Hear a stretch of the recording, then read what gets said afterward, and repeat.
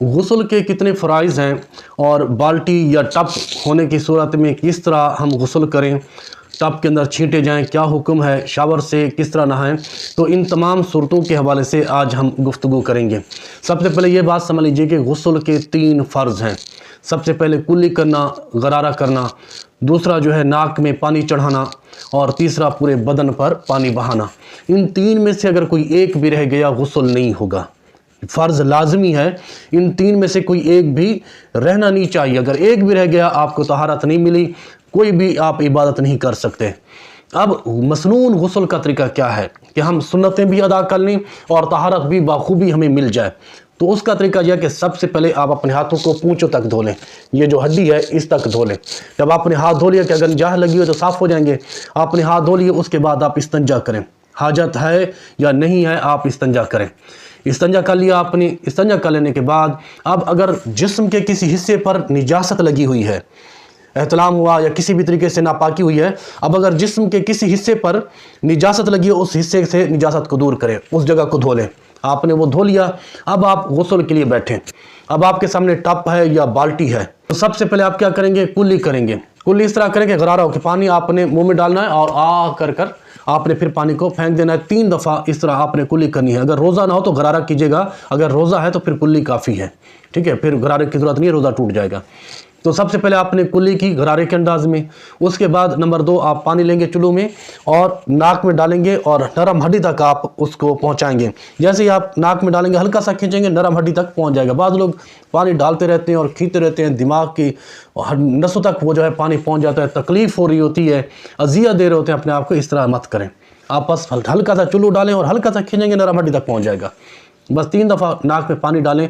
ये 2 फ़र्ज़ तो आपके हो गए। अब चूँकि हमने सुन्नतों के साथ मसनून तरीके से हमने गुस्ल करना है तो आप वज़ू करें, चेहरे को धो लें, हाथों को कोहनी समेत धो लें और फिर अगर पानी इतना नहीं है, ऐसी जगह गुस्ल कर रहे हैं तो आप पाँव को भी धो लें। चौकी पर बैठ के कर रहे हैं, स्टूल पर बैठ के कर रहे हैं तो आप पाँव को भी धो लें। अब जब वज़ू सही तरीके से आपने कर लिया, अब यह है कि आप मग से या जो भी बर्तन उससे पानी लें। सबसे पहले जो आप दाएं कंधे पर 3 दफ़ा डालें, फिर बाएं कंधे पर डालें, फिर सर पर डालें और इस तरह फिर अपने जिस्म को सही तरीके से मलें कि कोई बाल खुश्क ना रह जाए। साबुन लगाएं, जो भी आपने इस्तेमाल करना है, शैम्पू वगैरह वो इस्तेमाल करें और सही तरीके से अपने जिस्म को मलें।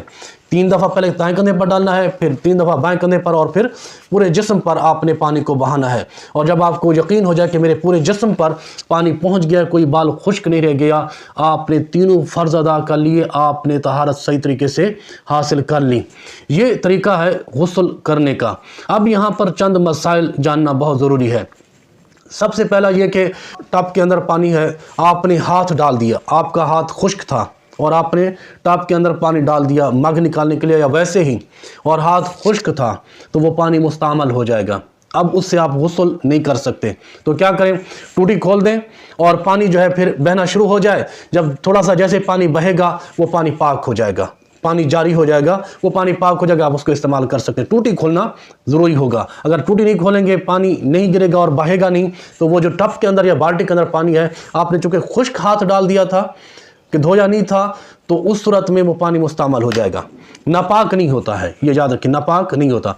दूसरी सूरत यह है कि जब आपने इस्तंजे से पहले अगर हाथ धोए थे या इस्तंजा कर लेने के बाद आपने किसी और जगह अपने हाथ धो लिए थे और धुले हुए हाथ आपने उस पानी के अंदर डाले हैं, तो कोई मसला नहीं है, ना तो पानी मुस्तअमल होगा ना नापाक होगा, कुछ भी नहीं होगा।